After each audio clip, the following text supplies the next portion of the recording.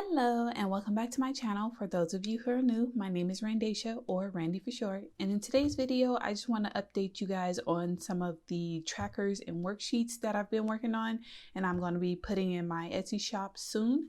So I just want to give you guys a quick explanation of what they are, just in case you visit my shop and you see them, you already know what they are. So I printed them out on letter size paper, so I'm in a big this time, but I will have them available in the 7x9 size. So I just wanted to say that just in case you don't want them in the letter size and you want them in the smaller 7x9 size.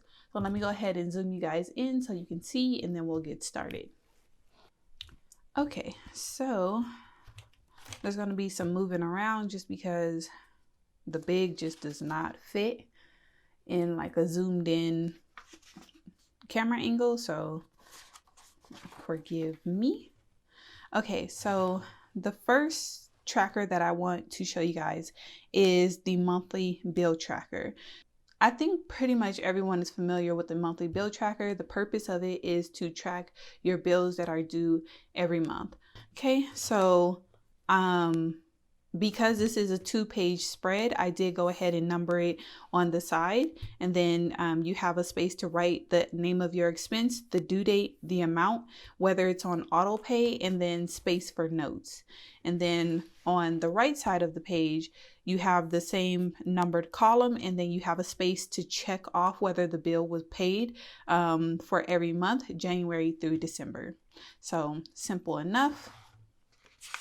So let's move on. Oh, and then you have a total down here, so you can see how much your monthly bills are in total.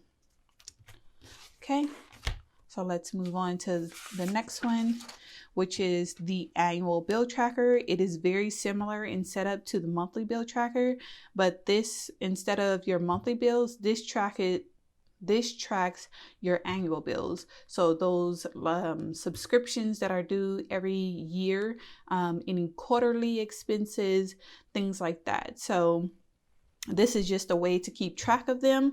And again, I numbered it on the side here, and then you have a space to write down your expense, the amount, the card or the account that you are paying the expense on, because I don't know about you guys, but I know for me, whenever I have something due like Amazon Prime, I'm always asking my husband, like, what card or what account are we paying this out of? And again, you have a space for notes, and I'm putting notes on most of these trackers and worksheets just because they are meant for you to use for a long period of time, and sometimes you cancel bills. And I know a lot of you guys write in pen and not Frixion pens that I use, which are erasable pens. So I wanted to give you space for notes. So just in case, like, say you had Amazon Prime and then you canceled it, and maybe you went from annual to now it's a monthly expense, because we pay our Amazon Prime bill annually, but I know not everybody does that. Some people pay theirs monthly, so that's why I did that. And then on this side, unlike the monthly bill tracker, you still have the January through December columns, but what you're going to do here is you're going to write the due date. And then what I'm intending for you guys to do, and that's how I use it, is every month I will go and check my annual bill tracker for that current month, and I'll just go down the column and see what expenses are due that month. And then that way I can I already have the due date, I already have what card it's coming out of, any notes that I needed to take, things like that, and I could just easily add it to my monthly budget. So also too, if you watch my drill down budget method explanation video, then you could use the annual bill tracker and the monthly bill tracker as like your starting point for your yearly overview. Just in case you don't want to use Excel or you're not comfortable with using spreadsheets, then you could have a paper version. And this would be like the easiest way to keep up with it every month. And yeah, instead of having to redo it every single month, you already have it here. Okay, so the next one is the utilities tracker. And you guys already see me use this. What I did was basically recreate it to what I wanted it to be. So I'll show you guys what I'm using now. I am using the one from like a page from the Happy Planner Budget Planner Savvy. Is it the Savvy? No, it wasn't the Savvy Saver. It was the one before that, before they made it a Happy Planner Girl.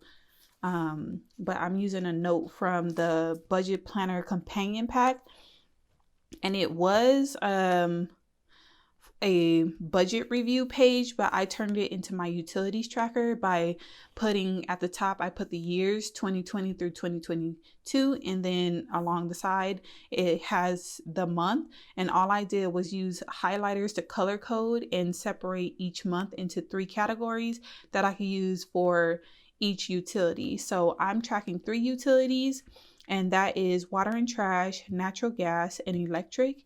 And all I do is, this is all of my utilities from 2020, and I use this as a projection to see what my monthly bill, my utility bill will be for that current month.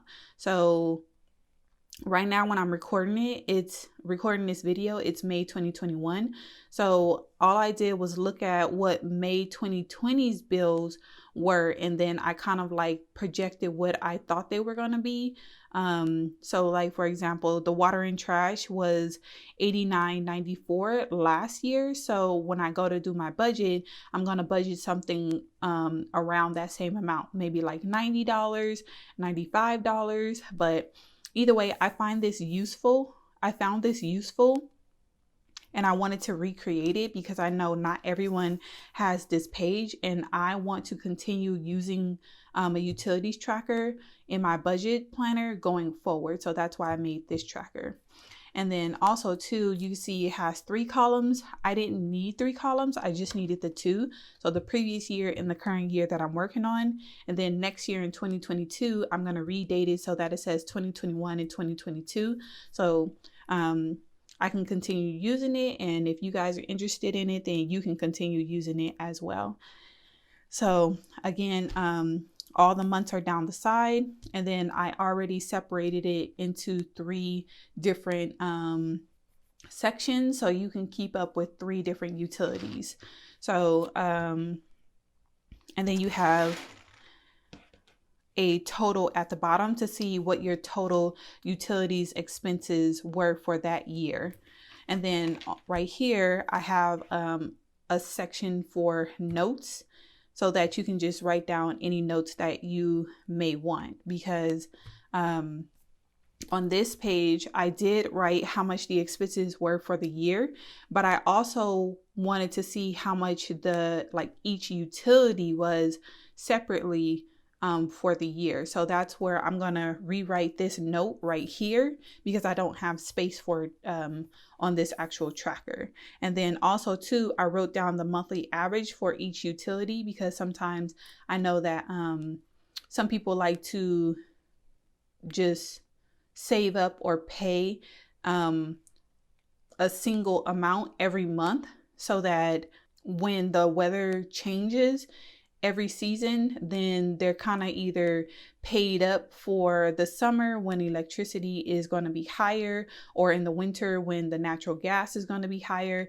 things like that. So however you want to track it, I gave you space right here for notes. And then this is a cash envelopes worksheet.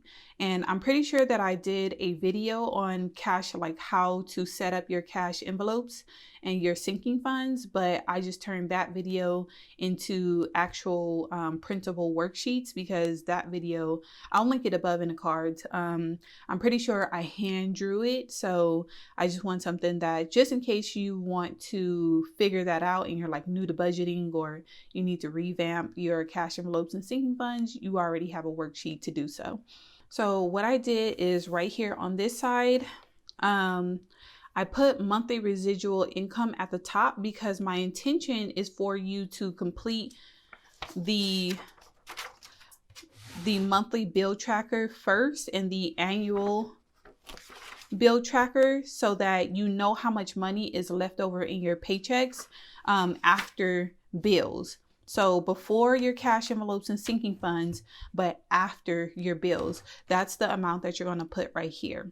So this worksheet has a space for your expenses, the cost that you want to spend towards those expenses, the term, which is like the frequency in which you want to pay those expenses, and then the total amount. So say for instance, after we paid all of our bills, we wanted to, or we had $1,000 left over. So I'm just going to do a quick example because again, I already have a more detailed video on this, but I want to show you how this works just in case you're new to budgeting. So we have $1,000 left over after bills. So our top cash envelopes is gas, groceries. I'll just do those two for right now. So for gas, I know since we got a new vehicle, my car now takes more gas. So it's looking like it's going to take about $45 for me to fill up every time. And then my husband's car typically takes about $40, but I'm going to round it up to $45 just for easy math. So say we have to fill up, it cost us both $90 total in order to fill up, and we have to do that every 2 weeks. So I'm going to put bi-weekly. So I want the monthly amount though. So what I'm going to do is times this 90 by 2, and then that's going to give me 180. So that is 180 for the month in gas. And that's how I figured that out. And then say groceries, I don't exactly know how much I need to spend because especially once the twins come, what our groceries is going to increase. So let's say that for me, my husband, and our son, I want to spend at least $75 on each one of us per paycheck. So, and again, we get paid bi-weekly. So I'm going to put bi-weekly. Okay. So $75 bi-weekly or twice a month means that I am doing 150 every 2 weeks. So that's going to be the same for each one of us. So now all I do is add all of these together for the family. And now that means that I'm spending $225 bi-weekly for a total of $450 a month.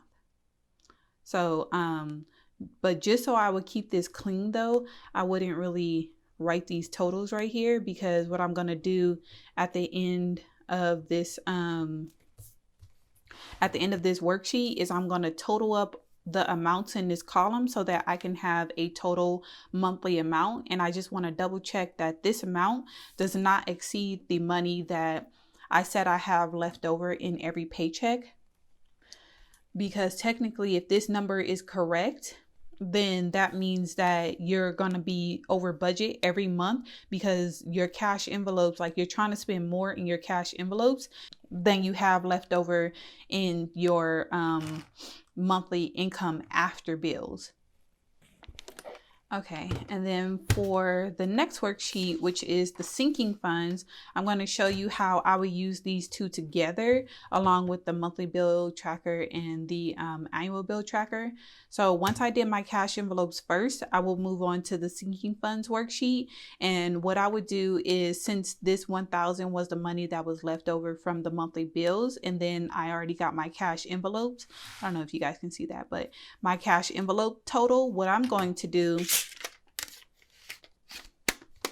is then take the 1,000 that was left over from after paying bills, and then I'm going to subtract the cash envelope total. So subtract 180 minus 450, and what I have left for the month is $370 for my sinking funds. So that's kind of like an easy way to figure out how much to put towards sinking funds. So what I'm going to do is now I'm going to write $370 so that I know that this the total from this sinking funds worksheet cannot exceed $370. So what I'm going to do is, for the sinking funds, this worksheet allows you to figure out like how you want to meet your goals, your savings and sinking funds goals. So also, if you're new, sinking funds is basically a way that you can save up little by little for a larger expense or for an unexpected expense. So you can be covered for like emergencies and things like that, and you won't always be caught with your pants down. So how you use this worksheet, first let me explain like the headers. You have a space for your expenses. You write your goal amount, like how much you are trying to save, the beginning balance amount, the ending balance amount, and then when you want to start saving up, and then when you need the money by, which is the end date, and then the term, which is how frequently you want to save the money. Do you want to save it weekly, bi-weekly, bi-monthly? Do you want to save it monthly? Do you want to save it quarterly? So on and so forth. And then you put the number of terms that you have between the start date and the end date. And then you put your term, like how much you need per term in order to meet your original goal amount. So let me show you guys what I mean. Okay, so this is the 2021 year at a glance in my Happy Planner budget planner. And what I'm going to do is I'm going to give you an example really quick. So say it's getting about the time that I start thinking about Christmas. So that's what I'm going to use as an example. I typically think about it after my birthday in July. So yeah, so the goal amount, I want to have $1,000 for Christmas. And this is purely just an example. So right now, I don't have any money set aside for, no, I'm not going to do that because that's a little too easy. Say, realistically, we have a $450 Costco certificate that I plan to use to get us like an actual, like a bigger Christmas tree, because our son is turning 3. So right now we have like a skinny, like a really skinny Christmas tree that we used to have at our condo, because our condo was small, but now that we moved here, we have much more space for a larger Christmas tree. And our son is getting about the age that he'll probably truly appreciate and understand what Christmas is. So I want to start getting the things that we need together slowly but surely to decorate the house for Christmas, because yeah, Christmas is one of my favorite seasons. So anyways, so the goal amount is $1,000. The beginning balance, which we have right now, is $450. So 1,000 minus 450 equals 550. So we need $550 more in order to reach our goal amount. So if I was to start today, what's today? Today is May 30th. So May 30th. So we are right here on the calendar. So I'm going to put, I'm starting today, so May 30th, 2021. And then I want to have the money by the end of November. So you kind of want to have the money before you need it, because I don't want to go all the way up until Christmas, because I know that I'm gonna start shopping for gifts and stuff like that in November. So I want to have the money by November 30th. So let's put 11 11/30/21 as the end date, because that's when I want to have the money by.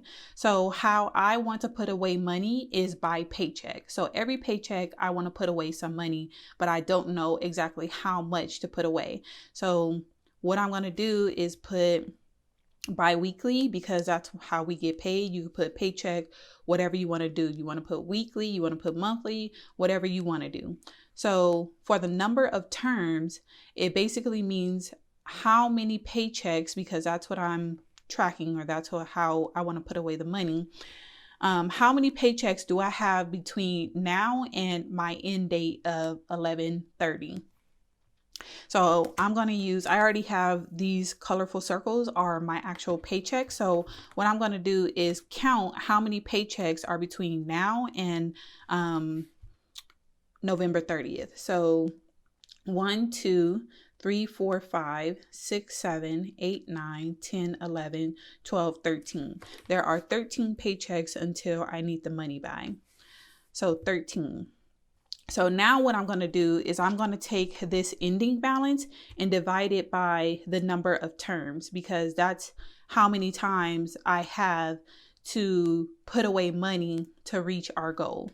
So 550 divided by 13 is $42, and let's round it up to 31 cents. So per paycheck, I need $42.31. So that is realistically how we would get to our $1,000 Christmas goal by 11/30. So, and it only takes $42.31 starting with the next upcoming paycheck. And then also too, if I wanted to do this as a monthly amount so that I could put it in my monthly budget, all I would do is multiply this amount by 2, because again, we get 2 paychecks per month.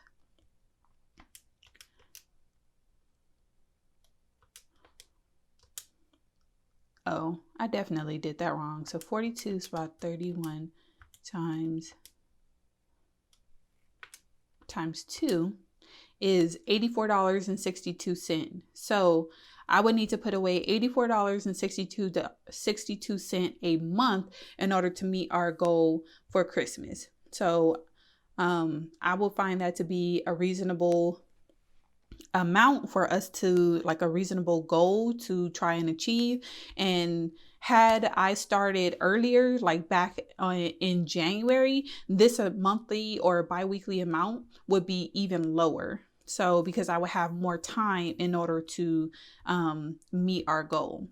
So that's basically how the sinking funds worksheet works. And that is the last worksheet that I will be adding to my Etsy shop for right now. I am still working on other ones, but I just want to bring these to you guys and show you, just in case anyone was interested, because I will be using these in future videos. So I just like to explain stuff to you guys and show you guys before I just pop up with, new stuff. So I hope you guys enjoyed the video. If you did, please hit that like button and hit that subscribe button if it feels right, and I'll catch you guys in the next one. Bye.